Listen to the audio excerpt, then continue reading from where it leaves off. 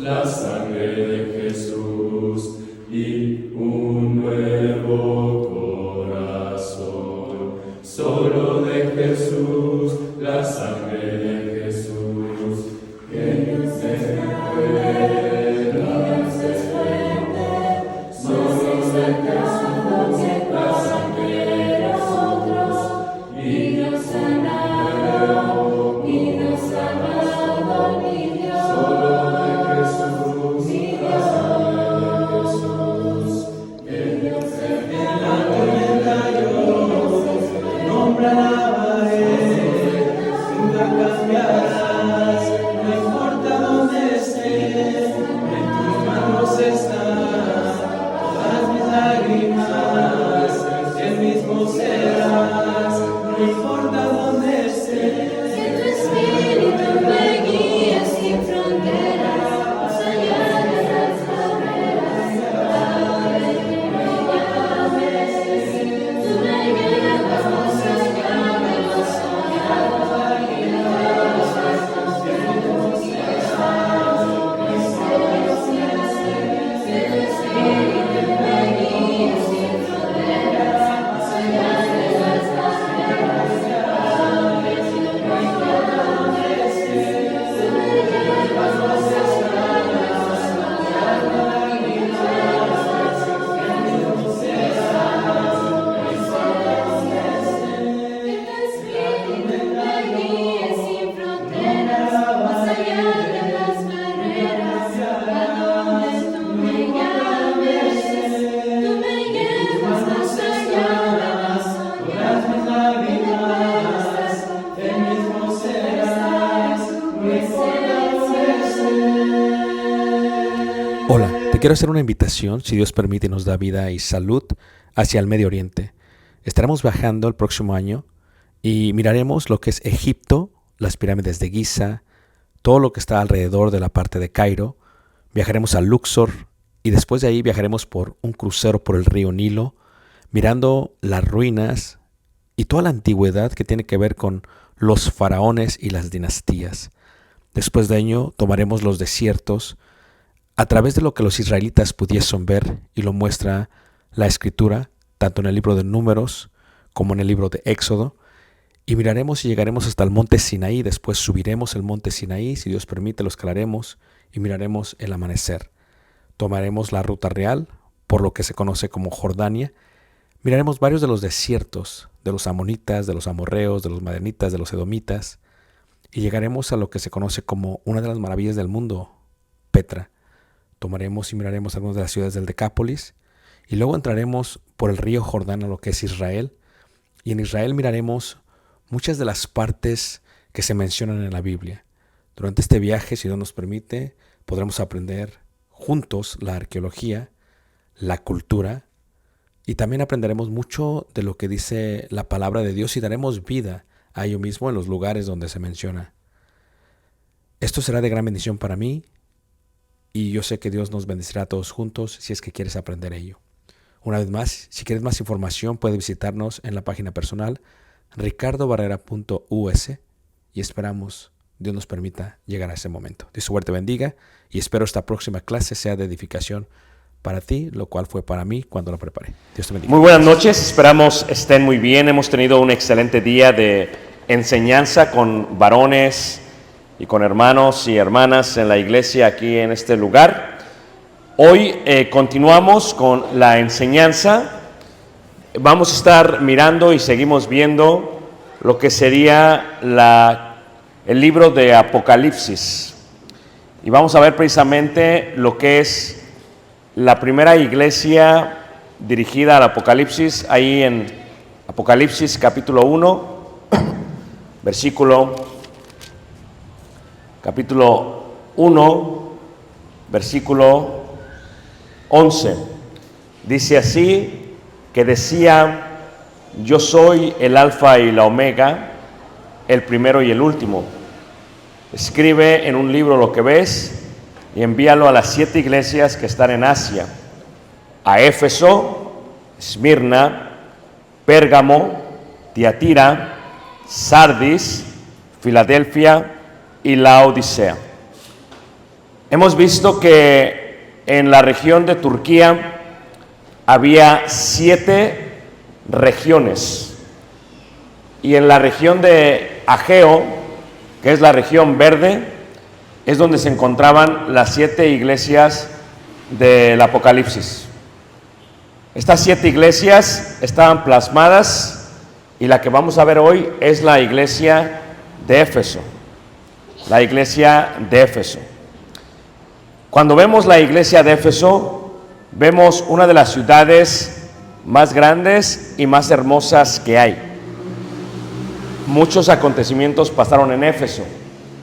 El apóstol Pablo, según dice la Escritura, establece la iglesia en Hechos capítulo 19. Y muchas cosas acontecieron en este lugar. Era en Éfeso donde estaba uno de los templos más grandes del antiguo mundo, una maravilla del mundo, el templo a Artemisa. Y Artemisa era la divinidad femenina, la diosa de Antolía o Antólica, la madre y la señora de la fertilidad, de la vegetación, de la vida y de la muerte.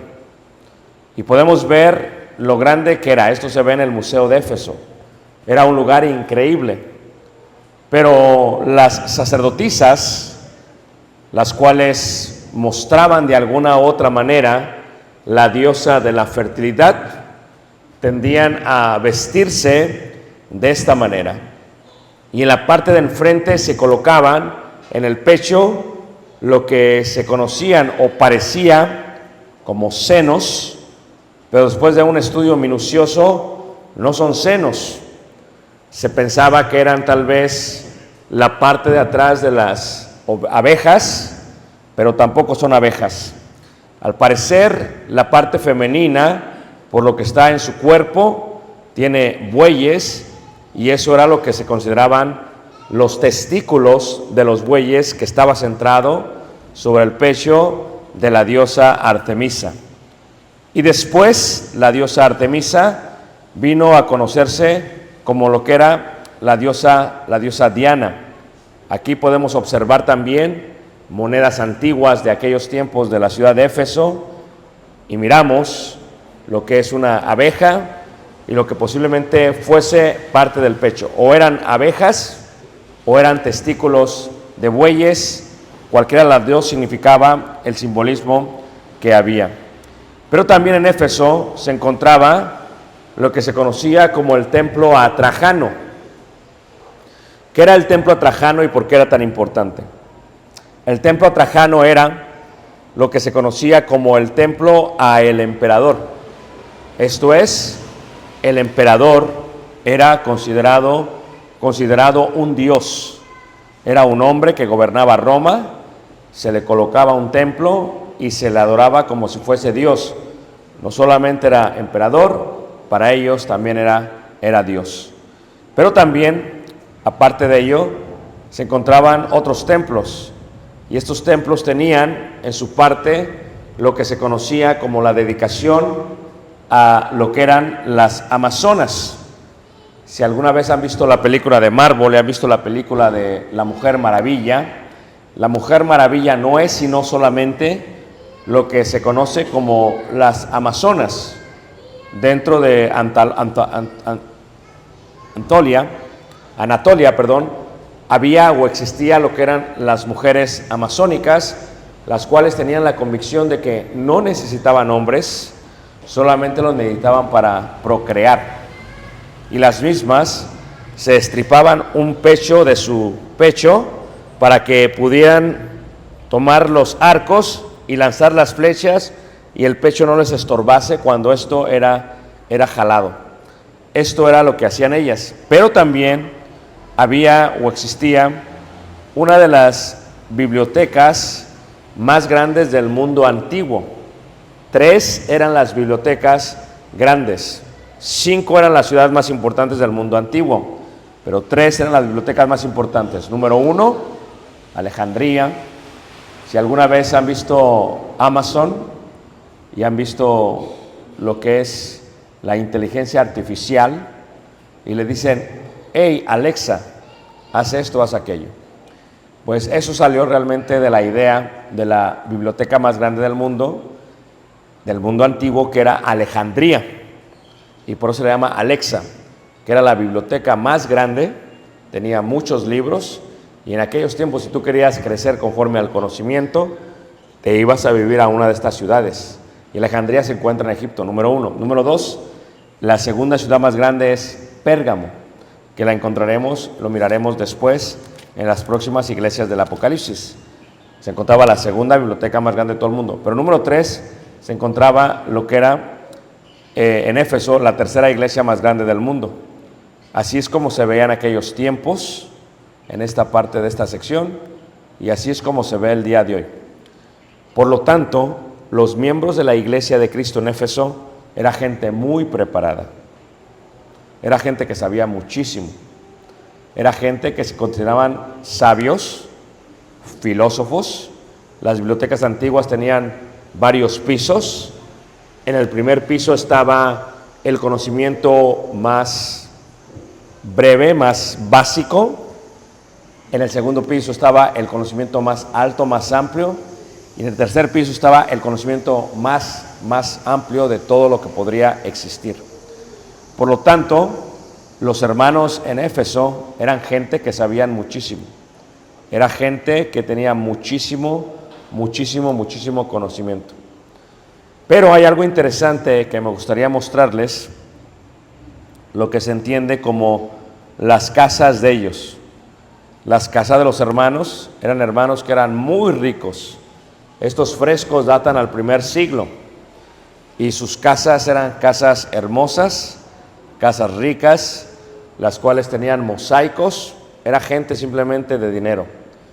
No solamente era gente de dinero, era gente que tenía mucho conocimiento y que por lo tanto tenían sus casas grandes salas, muy amplias, muy hermosas y muy bonitas.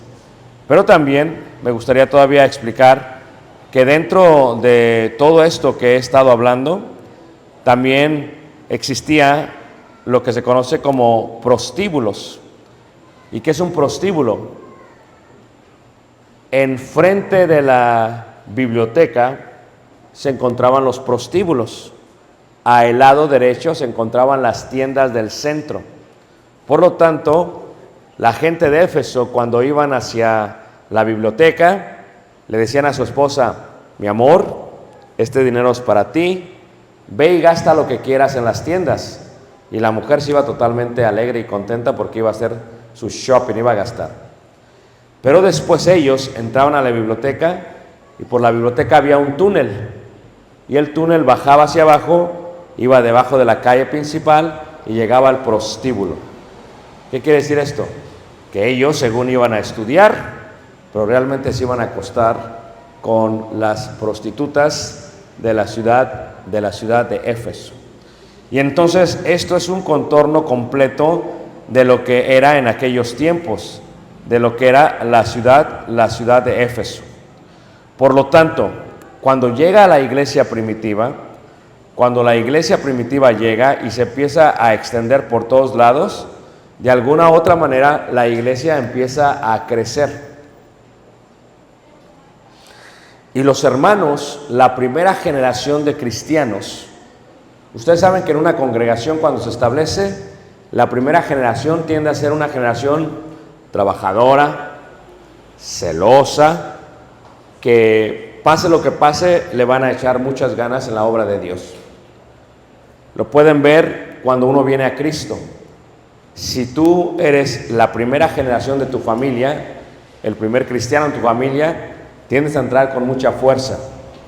Pero luego, si tu hijo es la segunda generación o tu nieto, la tercera generación de cristianos, ya no entran con tanta fuerza. Entran un poco más débiles. Ya no le echan tantas ganas como le echaban al principio. Y entonces, ¿qué es lo que podemos ver en Éfeso? Este tipo de iglesia. Una iglesia fuerte al principio, pero después una iglesia totalmente débil. Y vamos a dar la lectura ahí en Efesios capítulo 2, versículo 1, para ver qué sucedía con la iglesia de Cristo en Éfeso. ¿Cuál era el problema con ello? Dice así la palabra de Dios. Escribe al ángel de la iglesia en Éfeso. La palabra ángel viene del griego angelos, y ángel lo que es un mensajero de Dios. Yo ahorita estoy haciendo la función de darles el mensaje por parte de Dios. Estoy siendo el ángel, el angelos, el mensajero de Dios. Escribe al ángel, o sea, los hermanos que iban a dar la lectura de la carta en Éfeso.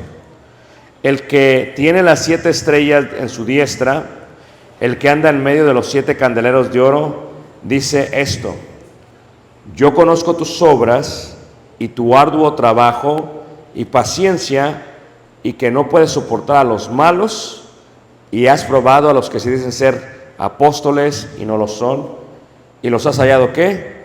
Mentirosos. Y has sufrido, y has tenido paciencia, y has trabajado arduamente por amor de mi nombre, y no has ¿qué? Desmayado.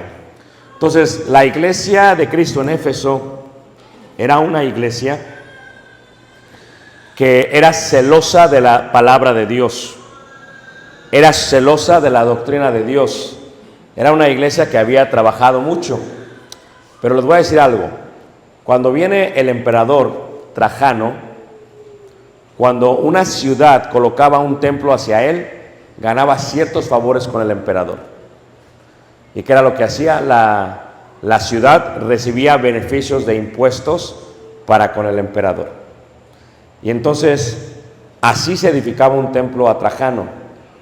Iban a todos los negociantes de la ciudad y decían: vamos a necesitar que nos apoyes para edificar el templo a Trajano. Pero como muchos ya eran cristianos, muchos ya no querían participar de establecer un templo a lo que no era un Dios. ¿Y qué decía la religión a Trajano? Decía: tienes que decir, tienes que confesar con tus labios que el emperador es Dios. Y si no lo haces, y si no ayudas a edificar su templo, vamos a marcar tu negocio y nadie podrá comprar de tu negocio. Vamos a marcar tu familia y nadie podrá hacer servicios de negocios con tu familia. ¿Y qué sucedía con la iglesia? La iglesia empezaba a pasar por tribulación. Muchos hermanos en la primera generación no les importaba. El día de hoy lo podemos ver en las familias. Si tu familia es católica romana y tú vienes a Cristo, no te importa. Simplemente ya no vas a participar, como dice la carta de Éfeso, de las obras infructuosas de las tinieblas. No importa. Y cuando vives en una comunidad católica romana y saben que eres cristiano, empiezan a producir lo que se conoce como una persecución moral, emocional, sentimental y económica. Pero cuando uno viene a Cristo, hermanos, y viene decidido a hacer lo que va a hacer, no le importa. No le importa perder clientes, no le importa perder negocio, con tal de servir al único y verdadero ¿qué? Dios.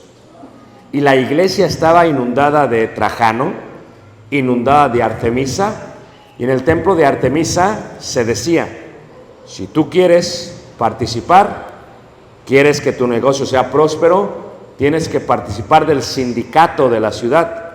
¿Y dónde se hacían las juntas? En el templo de Artemisa. Y tienes que apoyar, tienes que pagar por animales que se van a sacrificar para el templo de Artemisa. Si no participas, te vamos a tachar, te vamos a marcar. Por lo tanto, ya no van a poder la gente comprar de tus negocios. Pero los cristianos, cuando uno empiezan en el evangelio, no les importa. Y la primera generación de cristianos en Éfeso era gente que trabajaba. Pero luego tenías hermanos que se creían mucho, porque tenían mucho conocimiento filosófico. Como Éfeso se encontraba en el centro de la área de Jonios, y Jonios es la ciudad donde se establece lo que es la filosofía, y luego pasa a Grecia, había gente que tenía muchas letras, que sabía muchísimo. Y por eso vivían en Éfeso, porque iban a la biblioteca. ¿Y qué es lo que pasa? Creían saber mucho más que los propios hermanos. Y llegaba un hermano y decía, permítanme predicar. Y los hermanos le dejaban predicar. Pero cuando oían su predicación, se daban cuenta que estaban mintiendo. Confundían la filosofía griega con la palabra de Dios. Por eso dice Colosas capítulo 2, versículo 8, nadie os engañe por medio de filosofías y huecas sutilezas, según los rudimentos del mundo o según las tradiciones basadas en los rudimentos de los hombres. ¿Qué pasaba? Confundían esa parte. Entonces los hermanos peleaban y peleaban y peleaban y peleaban, y dice la Escritura, yo conozco tus obras y tu arduo trabajo y paciencia, y que no puedes soportar a los malos, y has probado a los que dicen ser apóstoles y no lo son. Entonces trabajaban y trabajaban, y los hijos de los hermanos trabajaban, y la iglesia seguía prosperando, y en Éfeso había varias iglesias de Cristo, como en Tapachula tal vez, pero la iglesia en la ciudad era mucho más pequeña. Es más, había un lugar donde un hermano tenía mucho dinero y regaló un baño público para que los esclavos, que eran miembros de la iglesia, se reunieran en la madrugada el día domingo. Y ahí en los baños se reunían los esclavos, porque cuando terminaban su servicio se iban a ayudarle a los amos de ellos, y entre ellos había hermanos también. Entonces la iglesia de Cristo era una iglesia que trabajaba mucho, que peleaba mucho, que se levantaba un hermano y decía, no, tú no eres, esto no es lo que dice la palabra de Dios, y peleaban mucho. Pero había un pequeño problema. Dice ahí en el versículo 4, pero tengo contra ti, dice ahí, que has dejado, ¿qué? ¿Tu primer qué? Tu primer amor. Ahora, cuando vemos el primer amor, lo que tienes que entender es que los griegos veían el amor a través de 7 caras, lo que se le conoce como las 7 caras del amor. Y decían los griegos, uno es el amor de familia, a ese se le llamaba el amor storge. Uno es el amor de entre hermanos, a ese se le llamaba el amor filial. Uno es el amor entre amigos, a ese se le llamaba el amor ludus. Uno es el amor a sí mismo, a ese se le llamaba el amor autolis. Uno es el amor erótico, cuando uno tiene intimidad física, a ese se le llama el amor eros. Uno es el amor que madura y que dura muchísimo tiempo, a ese se le llama el amor plasma. Y uno es el amor incondicional, a ese se le llama el amor ágape. Los 7 tipos del amor. Y cuando la Biblia dice aquí, pero tengo unas cosas contra ti, que has perdido tu primer ¿qué? Tu primer amor. Y lo primero que ellos piensan es lo que se ve en el arco de Tito, el candelabro. ¿Qué es el candelabro? La menora o el candelabro era lo que se utilizaba en el lugar santo, en el templo. Lo prendían los sacerdotes y había luz que alumbraba el lugar santo. ¿Y para qué funcionaba? Para darle luz a la mesa de los panes de la proposición y al altar del incienso. Si el candelabro no estaba, no había luz. En las puntas de arriba, ¿qué había? Había lámparas. Se colocaba el aceite y encendía la luz. Y ayer veíamos, si recuerdan en la lección de Bienaventurados los que son llamados a las bodas del Cordero, veíamos una cosa que es muy importante. Lo que ayer veíamos era que el Espíritu Santo es símbolo, o el aceite es símbolo del Espíritu Santo. Y lo que veíamos era que si el Espíritu Santo no está ahí, el aceite no está ahí, por lo tanto la luz no está ahí. Entonces el problema con la iglesia de Cristo en Éfeso era ese, que defendía la doctrina, pero muchas veces gente defiende la doctrina. Eso no quiere decir que esta gente está comprometida con Dios. Eso no quiere decir que la gente está comprometida con Dios, porque la próxima generación ya habían olvidado el primer amor de la primera generación. Veamos un poco acerca de Tapachula o acerca de Chiapas. Esta generación de cristianos es tan celosa como la primera generación de cristianos.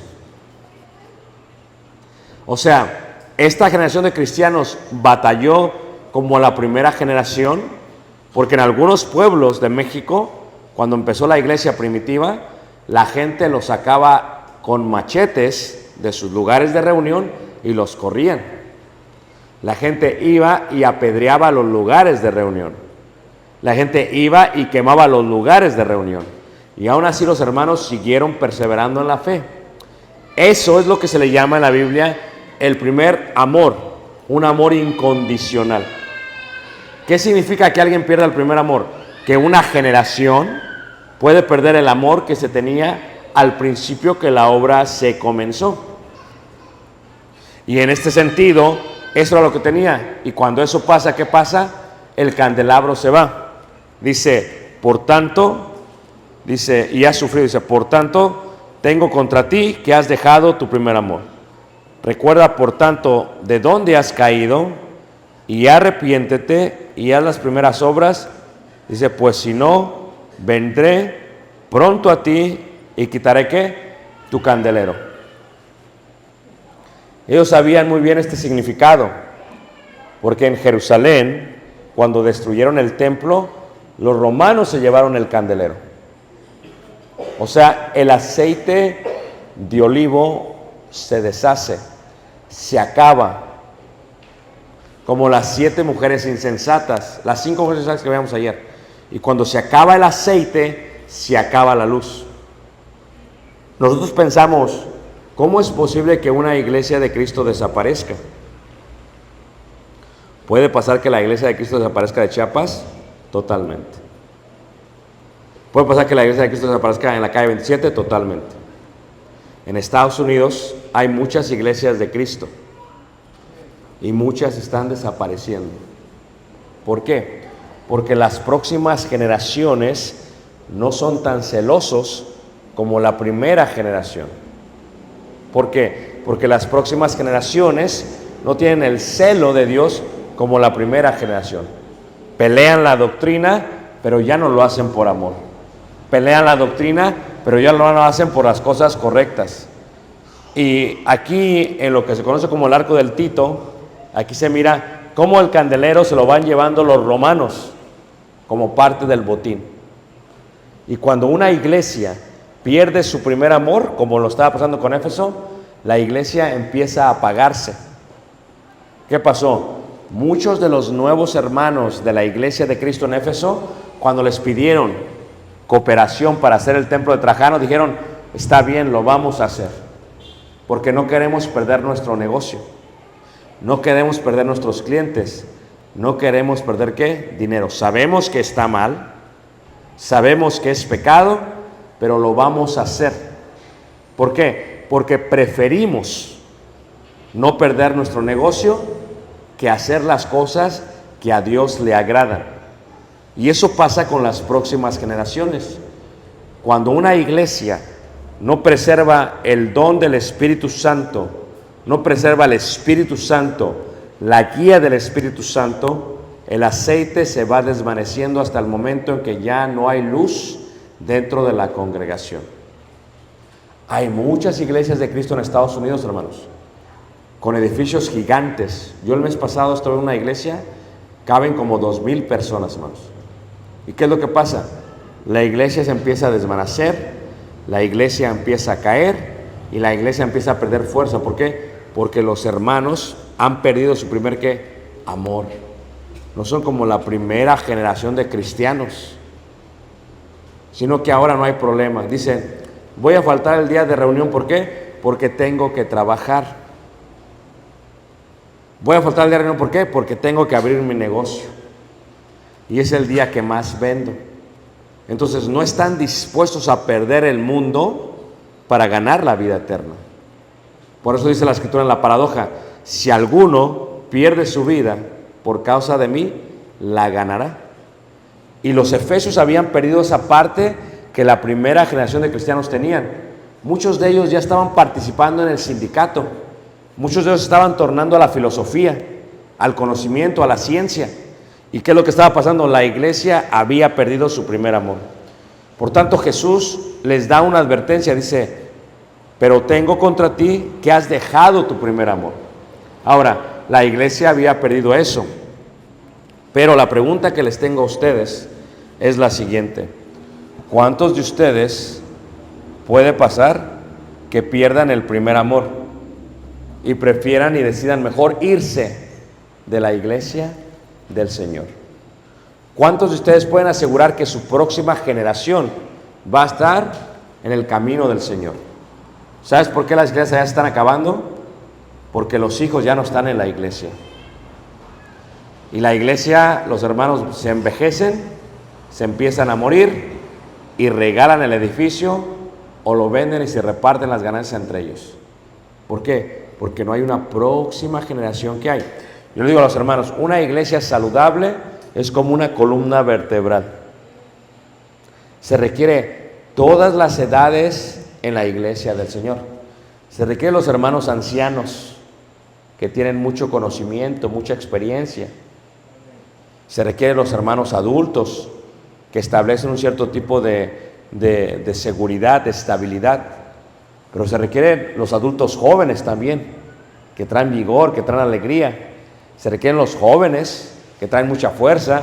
Se requieren los niños, aunque hacen mucho ruido. Es hermoso que haya niños en la congregación. Pero ¿qué pasa cuando tus hijos ya no son miembros de la iglesia?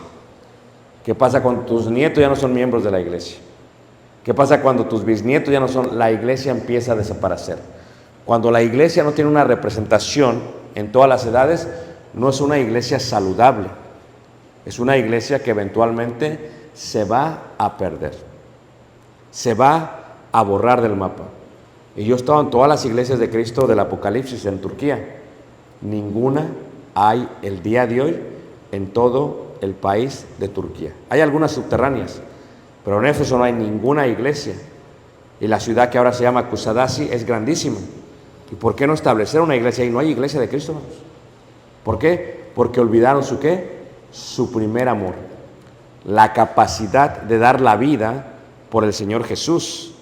La capacidad de estar dispuestos a perder sus negocios a pesar de seguir al Señor, perder sus trabajos, perder sus vidas y llamar las cosas como eran. Por eso en Efesios, en el capítulo 5, en el capítulo 6, el apóstol Pablo habla de una guerra espiritual, porque no tenemos lucha contra carne ¿qué? Y sangre, sino contra las potestades, contra los gobernadores de las tinieblas en las huestes celestiales. O sea, que indica que esta lucha es espiritual. Pero ellos habían perdido eso. La luz se iba apagando, el aceite se iba perdiendo. Sí, peleaban la doctrina, pero ya no sentían el amor por Dios. Yo he visto en la iglesia de Cristo hermanos que aman más su palabra que a la iglesia, que aman más la ley de Dios que al pueblo de Dios. Y no puede ser así, hermanos. La ley fue escrita para el pueblo de Dios, para el beneficio de Dios. ¿Para qué? Para que el pueblo sea edificado. Y eso también es perder el primer amor. Fue lo que le pasó a ellos. Lo que les sucedió a ellos fue eso. Y entonces dice ahí la palabra de Dios en el versículo 6, dice, pero tienes esto, que aborreces las obras de los nicolaitas. Miraremos más de ellos el sábado. Dice, las cuales yo también aborrezco. El que tiene oído, ¿qué? Oiga. ¿Qué indica? Los efesios tenían la oportunidad de no perder el candelero. Si tú eres un hermano entre nosotros y ves hacia tus hijos y no hay cristianos, la luz se va a perder en tu familia. Vas a perder a tus hijos, vas a perder a tus nietos, ya no hay la luz. Si tú eres miembro de una iglesia y la mayoría son gente mayor, no hay jóvenes, no hay niños, se va a ir perdiendo la iglesia. Se va a apagar. Tal vez ames mucho la ley de Dios, tal vez combatas mucho con los hermanos, tal vez te gusta debatir la palabra de Dios. Es lo que ellos hacían, pero había una cosa, que habían perdido su amor por Jesús. Uno de los ejemplos que se da en esta parte de la escritura es, por ejemplo, cuando uno se va a casar. Y te voy a llevar al momento cuando te casaste. Levanten la mano, ¿quién está casado aquí? Okay. ¿Se acuerdan ustedes cuando estaban locamente enamorados de su esposa? ¿Qué pasaba? Le abrían la puerta. Te gastabas tu quincena en las flores que le dabas. La llevabas a restaurantes. Caminabas por toda la plaza del Zócalo. ¿O no es cierto, hermanos? Pedías los días para estar con ella. Eso se podría entender un poco como el primer amor. ¿Qué pasa cuando uno empieza como miembro de la Iglesia de Cristo? No faltan las reuniones. Pone su servicio a la iglesia, lo que la iglesia necesita, ahí voy a estar. Pero ¿qué pasa? Ese primer amor se llega ¿a qué? A perder. Ahora, el día de hoy, hermanos, ¿le abres todavía la puerta del carro a tu esposa? ¿La sacas a pasear a la plaza del Zócalo? ¿Le compras flores? No. Es más, le plantaste un rosal ahí para que ya no le tengas que comprar flores. Uno pierde el primer amor. Sí, le das para la comida, sí la mantienes, haces tu responsabilidad, hermanos. Es más, tienes hasta intimidad con ella, pero tu corazón ya no está ahí. Y eso es perder el primer amor. Y la iglesia de Éfeso había perdido su primer amor. Iban a la reunión y no querían estar ahí. Predicaban la palabra y no les importaba si salvaba a alguien o no. Les gustaba debatir, pero era para ver quién ganaba, no para edificar el pueblo de Dios. Y cuando esto sucede en la iglesia empieza a desaparecer. Por eso dice, tengo algo contra ti. ¿Y qué es lo que tengo? Eso. Y dice, el que tiene oído, ¿qué? Oiga. Ahora, les pregunto yo, ¿acaso no todos tenemos oído? ¿Por qué tenemos que oír? Esto es un concepto judío. El judío tiene una palabra de oír. Es en judío, en hebreo es Shema. Shema es oír. Pero no solamente es oír. Para el judío, Shema es oigo y obedezco. Nosotros oímos, pero no obedecemos. ¿Qué sucede? Tú le dices a tu hijo, saca la basura, hijo. Te oyen, pero no la sacan. Le dices, ¿acaso no me oíste? Voltean y dicen, sí te oí. Y siguen sin hacerlo. Eso no es Shema. Es lo que está diciendo Juan. El que tiene oído, oiga. ¿Qué quiere decir? Haz algo al respecto. ¿Te has dejado de congregar? ¿Ya no le predicas a tu familia como es? ¿Comprometes tu vida espiritual con las obras infructuosas de las tinieblas? ¿Apoyas la idolatría? ¿Apoyas el pecado? ¿Haces lo que te gusta debatir, pero no lo haces para ganar el alma, sino lo haces para destruir a la otra alma? ¿No te importa? ¿Eres un poquito áspero, indiferente cuando se hace una actividad en la iglesia? ¿Ya no ofrendas con el amor? ¿Ofrendas lo que tú quieres, no lo que Dios pide? ¿No te reúnes? ¿Eres apático a las actividades de la iglesia? ¿Eres apático a eso? Es que has perdido tu primer amor. Si hace una lista de responsabilidades y ya no te importa quién lo haga, es más, ya no haces nada. Yo le digo a la gente, eso es como que la iglesia se convierte en un Cinépolis. La gente viene, la gente se sienta, la gente ve y la gente se va. Pero el que tiene oído, ¿qué? Oiga. Porque, ¿qué es lo que tenían que hacer ellos? Dice, al que venciere, le daré a comer del árbol, ¿qué? De la vida. ¿Qué quiere decir esto? Que muchos no van a vencer. Que muchos no van a vencer. Por lo tanto, uno tiene que ser fiel hasta la muerte. Y te hago una serie de preguntas. ¿Te acuerdas lo que sentías cuando estaba recién bautizado? ¿Sientes lo mismo el día de hoy? ¿Te acuerdas cómo predicabas a la gente después que te bautizaste? ¿Lo haces todavía el día de hoy? ¿Estás en un estado de comodidad? ¿Has perdido el fuego en tu corazón? ¿Has perdido el primer amor por Dios? Entonces, si tienes oído, Shema. No solamente oigas, ya oí, hermano, y te vas y sigues con tu misma vida. Dios espera que cambies. Dios espera que reacciones. Acuérdate de la fe de tu padre, de tu abuela. ¿Cuánto caminaban para ir al servicio? ¿Cuánto no sacrificaron por la iglesia? ¿Cuánto no hicieron por la obra de Dios?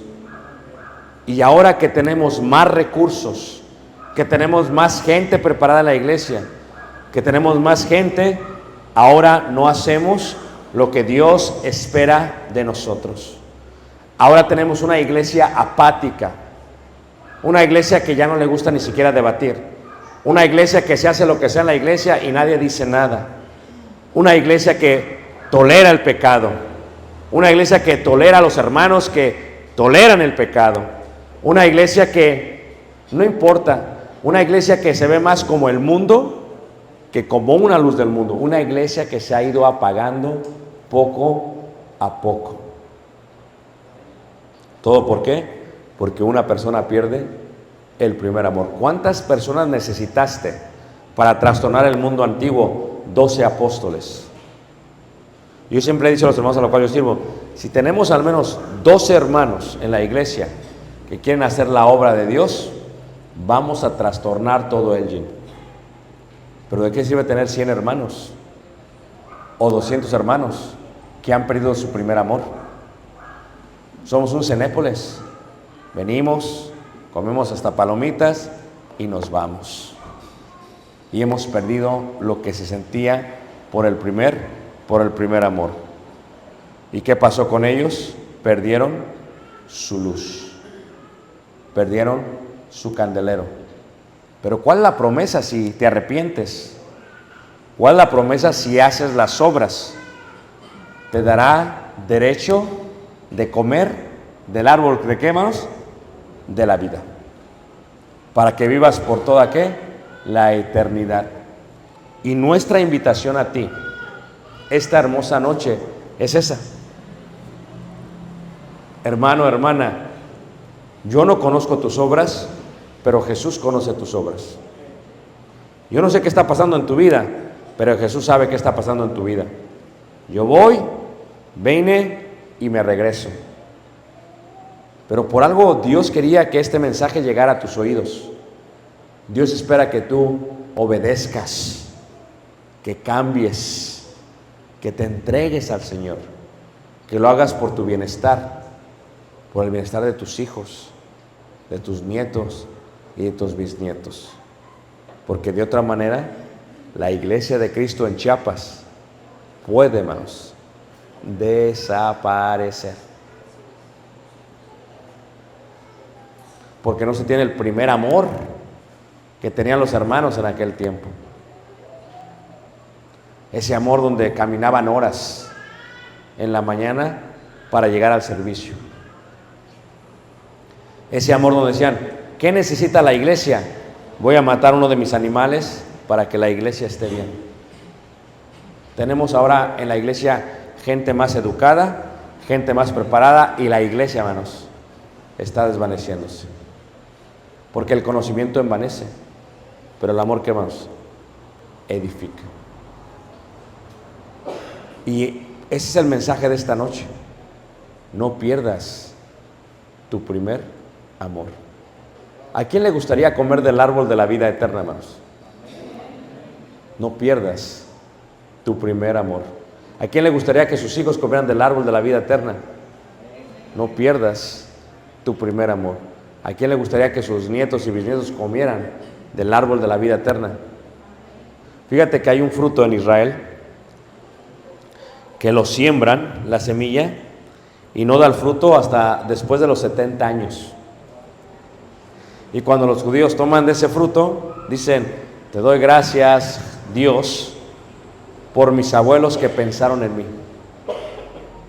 O sea, los abuelos lo plantan, pero ellos no comen del fruto, hasta que los nietos comen del fruto. Imagínate, yo estaba en el pozo de Jacob. Fíjate, Jacob, cuando es el pozo, piensa en quiénes iban a beber de eso.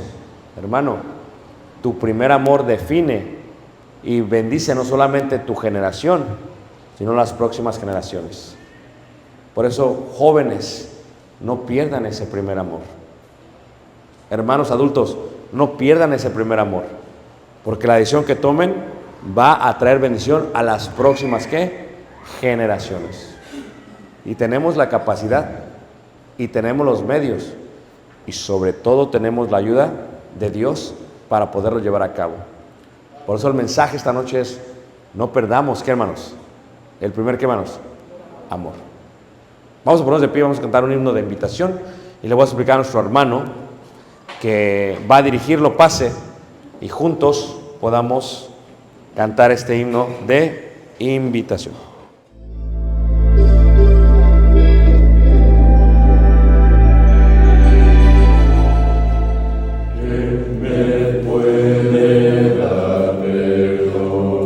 Solo de Jesús, la sangre de Jesús y un nuevo corazón. Solo de Jesús, la sangre de Jesús, que Dios es fuerte, Dios es fuerte, somos sacrados que pasan de nosotros, y Dios sanado, y Dios sanado, mi Dios, solo de Jesús, mi Dios,